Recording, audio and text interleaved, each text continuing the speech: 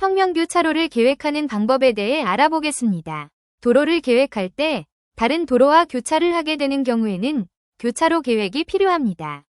고속도로 같은 주간선도로의 경우 정지 없이 차량의 진행 방향을 바꿀 수 있는 입체교차로가 주로 이용되고 있습니다.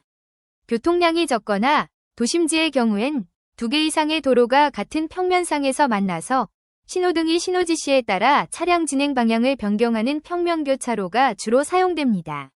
평면교차로는 차량 통행이 드문 경우에는 신호등이 없는 경우도 있습니다. 이 밖에도 최근에 많이 설치하는 회전교차로가 있습니다.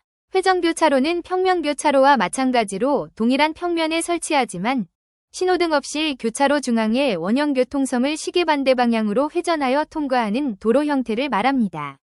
이 가운데 오늘은 평면교차로를 계획하는 방법에 대해서 알아보겠습니다. 4갈래 평면교차로라고 가정하고 교차로에 어떤 시설물들을 계획해야 할지 알아보겠습니다. 크게 보면 운전자와 보행자를 고려한 시설 계획이 필요합니다. 첫째로 운전자 입장에서 생각해 봅시다. 우선 직진하려는 차량은 파란색 신호등일 때는 직진하고 빨강 신호등에는 멈춰 있으면 되겠죠. 그 다음 좌회전하려는 차량은 어떻게 해야 할까요?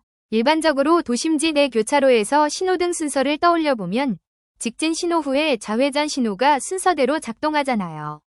그래서 좌회전 차량은 직진 차량에 지장을 주지 않고 직진 신호 동안 대기할 공간이 필요합니다. 그걸 좌회전 대기차로라고 합니다. 또 우회전하려는 차량은 우회전하려는 차로에 다니는 차량 흐름을 보면서 조심조심 우회전하면 됩니다. 둘째로 보행자 입장입니다. 보행자는 파란색 보행신호의 길을 건너가야 하니까 당연히 횡단보도가 필요하겠죠. 그런데 폭이 좁은 도로에서는 한 번에 길을 건너가면 되지만 도로폭이 넓으면 중간에 쉬었다 갈 수 있는 대피 공간이 필요합니다. 이건 교통섬이라고 합니다. 정리해보면 좌회전 대기차로, 횡단보도, 교통섬 이렇게 계획하면 되는 거예요. 그런데 교통안전을 위해서 우회전 차로를 별도로 설치하는 경우가 많이 있는데요. 이 우회전 차로는 감속차로라고 부릅니다. 또 우회전한 후에 새로운 차로로 진입하고 나서는 차량의 가속을 위한 가속차로가 필요합니다.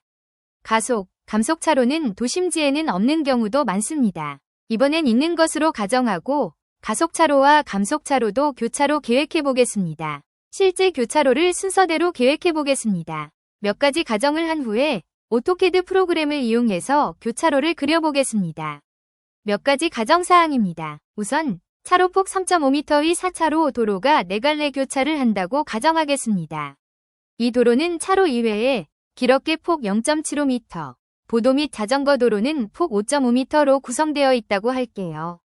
이렇게 하면 총 폭원은 27m가 되네요. 그리고 좌회전 대기차로 폭은 3.0m로 할게요. 가속차로 40m, 감속차로 30m, 가속과 감속차로 변화 구간, 테이퍼는 20m로 가정하겠습니다. 가속과 감속차로 관련 길이는 설계 속도별로 설계 기준에 명시되어 있습니다. 그런데 교차로 계획에 앞서서 몇 가지 알아두셔야 할 사항들이 있습니다. 그건 좌회전 대기차로 길이와 대기차로 앞에 위치하는 접근로 테이퍼, 차로 테이퍼의 길이가 교차로마다 다른데요. 그 이유는 좌회전 대기차로는 좌회전하려는 교통량이 얼마나 되는지를 예측해서 산정하게 되기 때문입니다. 장내에 교차로가 생겼을 때 교통량을 예측해서 필요한 길이를 산정합니다. 이 부분은 조금 복잡하니까 접근로 테이퍼는 40m, 차로 테이퍼는 30m, 좌회전 차로 길이는 40m로 정하겠습니다. 참고로 지금 보시는 화면은 평면교차로 좌회전 대기차로 길이를 산정하는 엑셀 파일입니다. 몇 가지 입력 변수를 알게 되면 차로와 접근로 테이퍼, 대기차로 길이를 알 수 있습니다. 그리고 또 하나 가정하고 가야 하는 것이 있는데 그건 우회전 차로의 확폭입니다. 교차로에서 운전자가 우회전할 때를 생각해 보시면 교통선 근처에 있는 우회전 차로는 주행하는 차로보다 넓은 것을 볼 수 있을 거예요.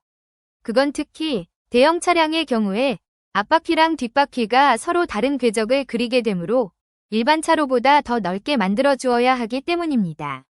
설계 기준의 곡선 반경별, 자동차 종류별로 확폭하는 폭원을 정해놓았는데요. 이번 예시에서는 우회전 곡선 반경은 22m, 확폭을 한 우회전 도료로 폭원은 6.0m로 하겠습니다. 세부적인 내용을 더 알고 싶으시면 국토부에서 나온 교차로 설계 지침, 도로의 구조시설 기준에 관한 규칙 등을 찾아보시면 됩니다.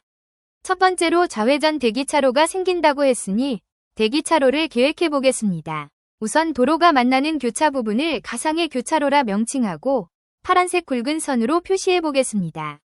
대기차로는 도로의 중심선을 기준으로 해서 좌측으로 1.25m, 우측으로 1.75m 옵셋하여 앞서 가정했던 좌회전 차로 폭은 3m, 좌회전 대기차로 길이 40m를 확보해 줍니다. 이렇게 하는 이유는 완성된 도면을 보시면 아시겠지만 좌회전하려는 내 차량과 맞은편에서 좌회전하는 차량이 같은 선형, 그러니까 마주보고 있어야만 직진 차량이 원활하게 주행할 수 있기 때문입니다.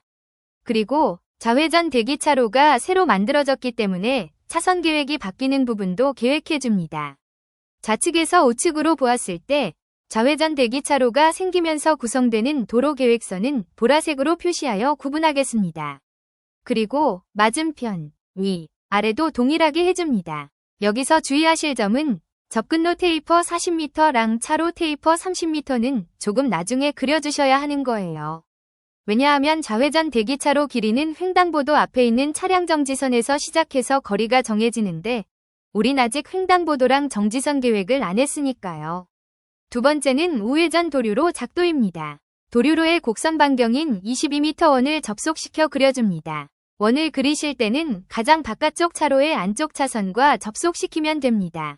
그러니까 운전할 때 왼손 쪽에 있는 차선을 원으로 연결하는 것입니다.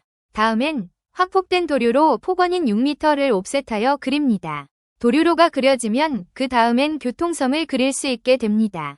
그리고 교통섬이 그려지면 교통선과 연결되는 횡단보도와 차량 정지선도 작도가 가능합니다. 세 번째는 첫 번째에서 정지선이 정해지지 않아서 완성하지 못했던 좌회전 대기차로, 차로 테이퍼, 접근로 테이퍼 등을 작도합니다. 이때 중요한 것은 접근로 테이퍼 구간에도 가속, 감속차로나 혹은 가속, 감속차로 테이퍼가 위치할 수 있습니다. 그러므로 일반 차로에서 편도 2차로이지만 접근로 테이퍼와 차로 테이퍼 구간에 편도 3차로가 생길 수도 있습니다. 접근로 테이퍼 구간은 4차로 도로와 접속하는 부분은 차선을 헷갈리지 마시면서 차선을 연결해 주시면 됩니다. 네 번째는 감속차로 30m와 가속차로 40m, 가속 감속차로 테이퍼 20m를 작도합니다. 가속차로와 감속차로 길이는 교통선 꼭지점에서 시작해서 길이를 계산한다고 하면 비슷하게 맞습니다. 맞은편과 위, 아래도 같은 방법으로 그려줍니다. 테이퍼와 가감속 차로까지 작도하고 나면 선들이 많이 겹치므로 교차로 내부에 있는 4차로 일반 구간 선들은 트림 명령어로 지어줍니다. 평면교차로 모양이 어느 정도 나왔습니다. 차선들도 실선과 점선을 구분해주면 보기가 편해집니다.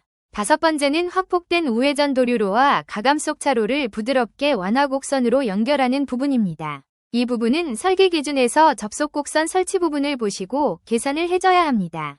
R0와 차로폭 W, 확폭 2, 교차각 등의 값을 정하시면 PA, BX, 바이 값을 알 수 있는 구조로 되어 있고 그 값들을 이용하면 완화곡선이 어디서 시작하고 끝나는지 알 수 있습니다.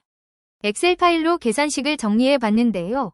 이번 예시에서는 R0는 22m, 차로폭 W 3.5m, 확폭이 6m, 교차각 90도를 적용하면 BX는 3.33m, 바이는 20.38m가 나오네요.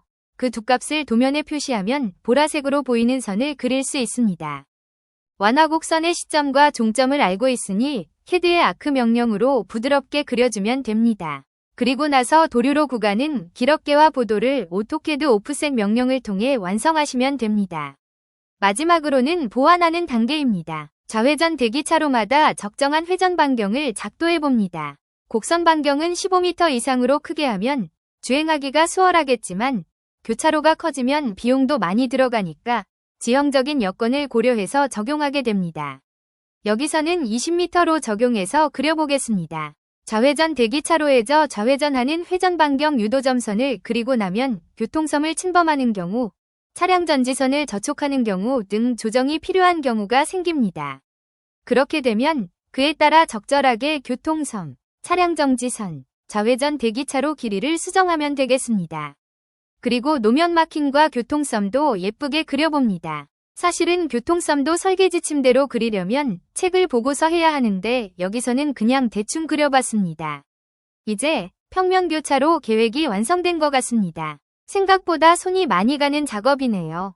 정확한 평면교차로 계획은 중요하다고 생각합니다.